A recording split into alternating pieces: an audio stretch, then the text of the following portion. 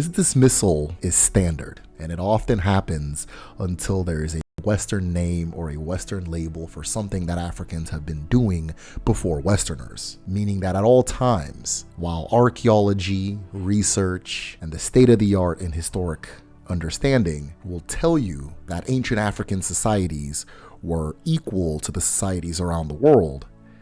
we still have a hard time saying that they know and do things that others did not. There's something very interesting about who does the dismissal in Western society in particular, because believe it or not, there is a pattern if you pay attention to who does it. This dismissal doesn't stem from the elites in Western society. This dismissal comes from the everyday individual, the Ofeke, who is unaware of African knowledge, but also unaware of the knowledge of the people who control their society.